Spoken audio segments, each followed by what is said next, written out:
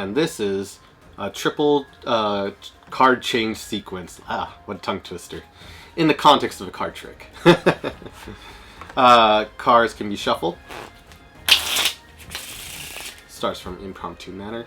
And let's try something different. I'm going to just give the cards like a Hindu shuffle. And the spectator can tell me when to stop whenever they like. And let's say they say stop, I don't know, here. Okay. And card can be shown to the audience. I will look. Okay. And I will also toss it back in the same way. So let's just say I toss it back here. Always show the card twice. You never know. And then shuffle it inside the pack. And giving it a good cut for good measure. I feel like, though, yeah, it's pretty lost in there. I feel like it's somewhere around here. I feel like, yeah, let's go right off the top. I don't think it was like the Jack of Diamonds, but I feel like we're getting closer. In fact, if I could actually use the Jack of Diamonds as a, as like a mural or something you can change. Something like a blank canvas. That's what we're going for, a blank canvas. If I give it just a wave, you get to change in the 4 space. I think this is more of your card. I would hope. No, I'm way off. Oh, dang. What was your card? And they can name it out loud. Let's give it a flick. And believe it or not, it changes into your 4 hearts. Which is actually, in fact, my favorite card. This is so cool. So, I'm Dan, and that was the triple change card sequence in the context of a card trick. If you enjoyed the performance, give the video a like, and we'll jump right into the explanation of it for all my soon-to-be magician friends. So this effect has a lot going for it.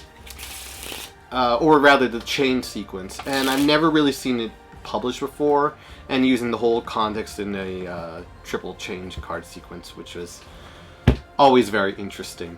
And it's just a really cool thing. You know, Divernon said one of the coolest things you can do is, or one of the most powerful things you can do, I'm taking it out of, I'm paraphrasing, is to be able to change one card to another, so color changes.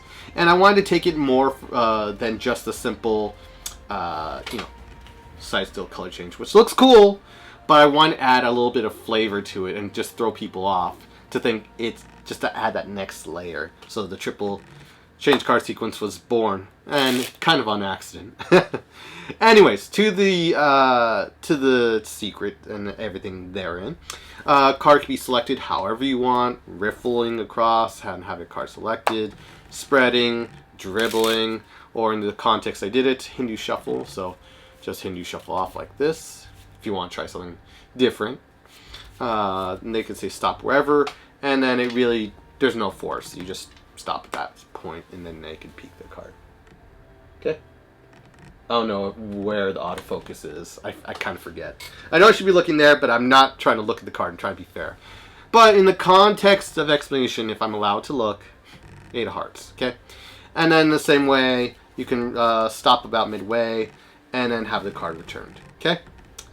And then you can drop the cards on top, but I like to shuffle it, maintaining a break as I shuffle little packets on top, like so. 4-finger right here, maintaining it, and doing it in a downward position, because if you do it upwards and try to do it this way, everything's going to fall apart. So you want to do it downwards in that context. So again, break, and just shuffle everything on top, like so. Was this your card? That's always a fun gag to toss in there. So at the position is we got a pinky break after shuffling all the cards, and we separate between the selection, and then from here you can do whatever you want. What I commonly do is a triple cut, so cut above the break, cut at the break, and then all the rest of the cards go on top with the selection right there. And so the cards control directly to the top.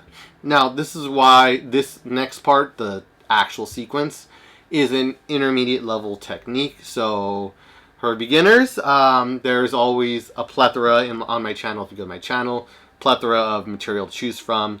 and different things on there. But for those who really dare to try intermediate level, this is kind of it, just because of the practice and everything needed. So first we start off by pushing off 3 cards and getting a break on it. I usually just do a sight push. You can also do what I saw Daryl do in his Encyclopedia of Card Sleights. You could casually talk to spectators. I don't know, I can feel for it. And as you do so, you can riffle off 3 cards, inject your forefinger into it, thumb clips, you get a little pop, and then you can turn them over as 3 cards right here. Selection being on top. That's one crazy way to do it. But again, I just do like a Brother John Hammond thing.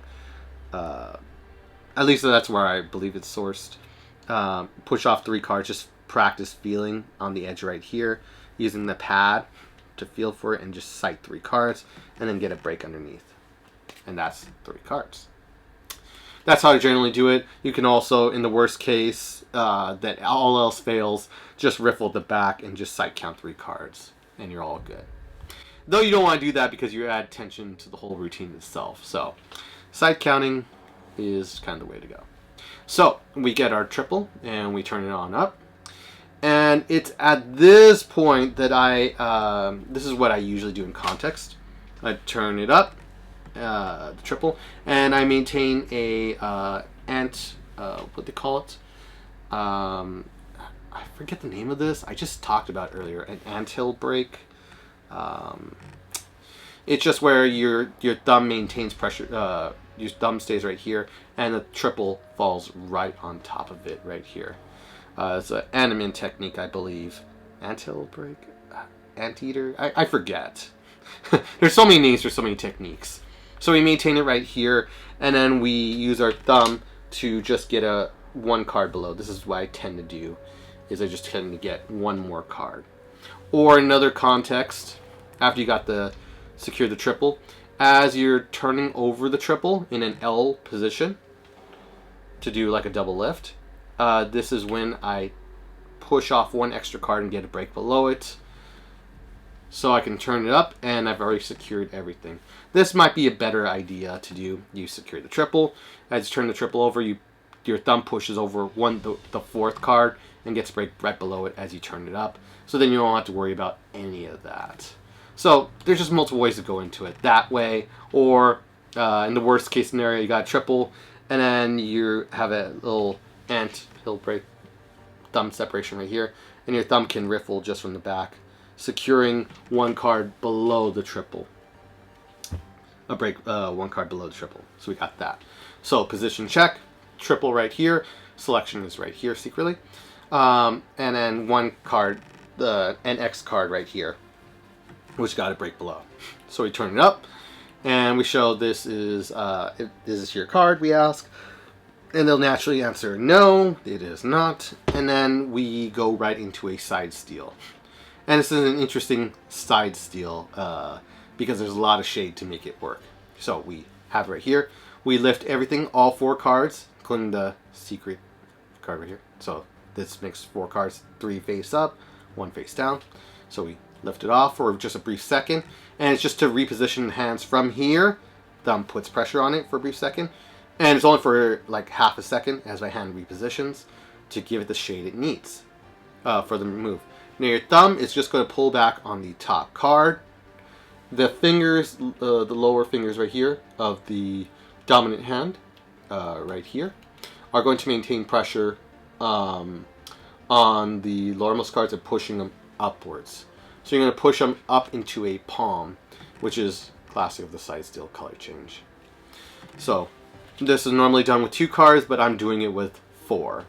And this makes it easier, so you just pull it back onto the deck, thumb pulls it back on the deck, and everything else is right here. So you got 1 face down card, 2 face up.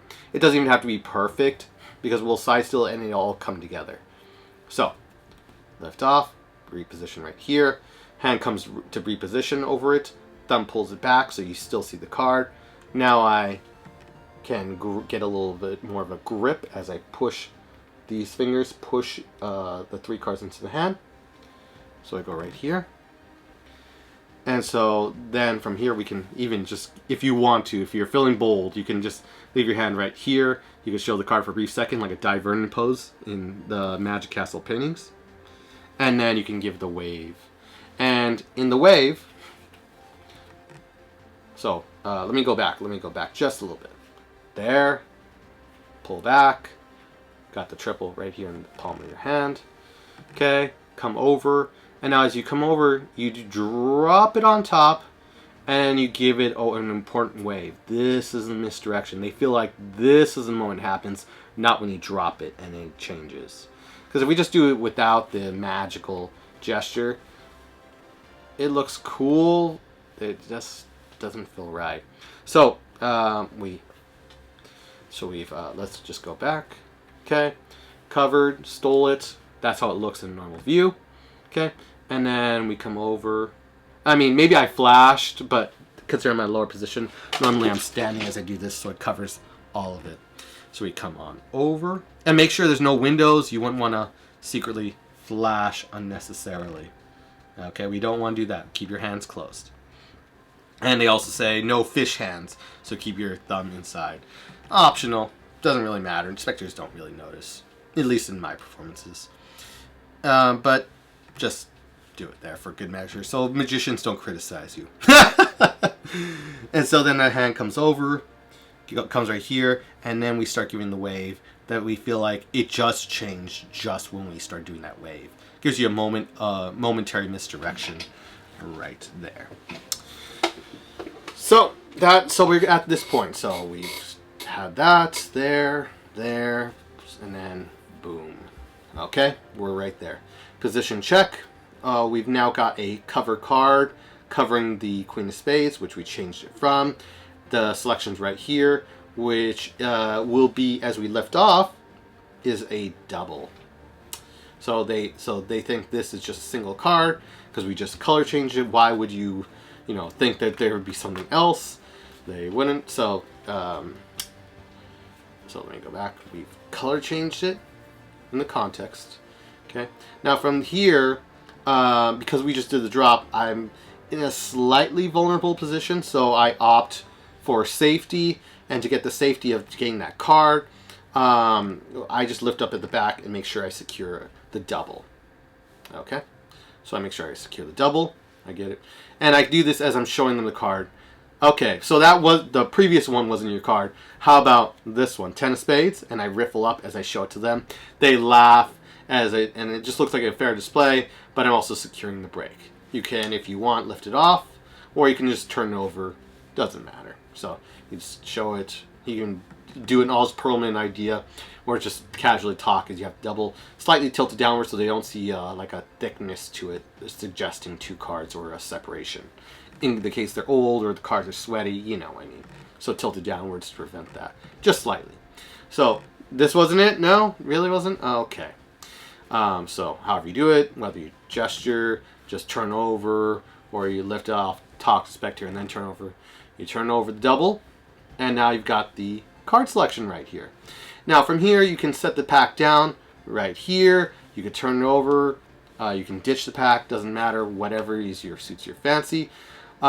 Just remember that because we did cover card, at the third position, there is a face-up card. You do end with that. And I will cover ways to be able to clean that up, but currently there is a face-up card. So tendency is to turn the pack over, just for extra safety. From here, you go, neither were your card? No?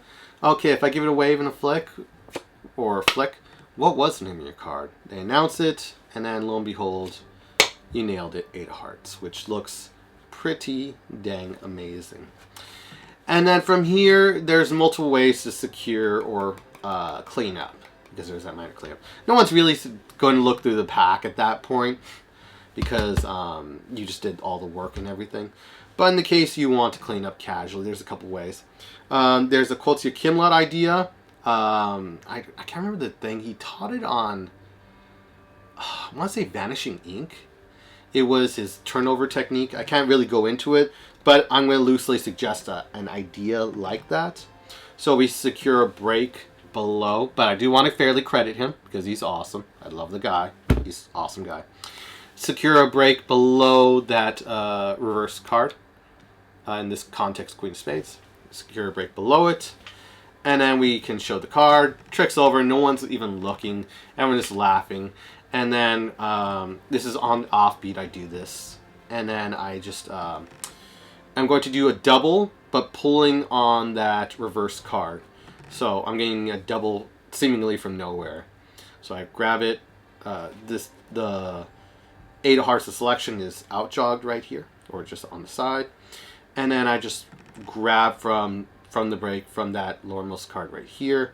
I pull it out, kind of square it the best I can, and just turn it down. And then from there you can swing cut the pack, and there it's all done. You're pretty much all good. For anyone who asks, you're clean.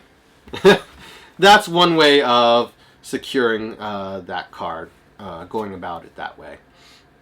Another way is to just simply, so we just leave the card there, you say check it out, you're having fun, and then you could just do popularized by Ed Marlowe. I think Ed Marlowe created this. Yeah, he probably did. And popularized by Ulvis Perlman is the KM move, where it's not the cleanest move, but it gets the job done. We secure a break, casual break, no one's even looking. You can even sight count it at that point, just push off, just sight count 3 cards. And then we're going to use our forefinger to get to separate the reverse card from the other 2. And then we're going to just do a paintbrush. Or you could actually just do a paintbrush then and there. But the idea is, and you could use your fingers to pull and separate that card, but we just want to be able to separate it and just paintbrush it face down. So take a card, however you get it. I just tend to just get a break right here. No one's even looking. Just use your forefinger to get separation right here. And then we just do the KM move, so we do like a lift, kind of. And then we're just pulling this card down. And you usually get this little sloppy sound. Like that. It's a kind of a sloppy thing. Where we just, there we go. And we risk kill, so we make it clean up. And then we do that. And then you can just do a swing cut and you're all set. That's another way to be able to handle that cleanup. So, you know, I just tend to opt for one of those 2. Just do a KM move. There you go. And just again, it's just getting a break. So after forefinger separated. And then sliding it and just pulling it so this comes in line with all the other cards. There you go. Or double. And maybe you come up with your own method on how to do it. There you go. Swing cut, all set. Maybe you come up with your own method. Go for it. These are just the ways I tend to do it and how I go about it. So that is the triple change card sequence. It's just a wonderful, wonderful way to be able to change a card 3 times and then just like, no. Okay, he's out of ideas. There's no way he can get it. And then he nails it. So let's just say the card was 6 of diamonds in this case. Let's say we mix up the cards. Well, I just want to do it one last time because I personally enjoy it. It was 3 clubs. No? Oh, okay. Maybe I'll get closer if I give it a wave. Maybe it was a bit higher, like the 10 of spades. No? Really wasn't the 10 of spades. No? Oh, man. I feel like I'm way off. Oh, what was the name of the card? And you could honestly name it. They do so. Give it a flick. You show 6 diamonds. Isn't that so cool? And they react. Wait, no way. How'd you do that? That's crazy. I know. I just love doing this. And then you're all set. You're cleaned up by the KM or by the double, however you want. And everyone's just being casual. And then the deck is examinable however you want. So, hope you enjoyed it. Give the video a like if you can. And if you haven't checked out this video, definitely give it a check out. And I'll see you there.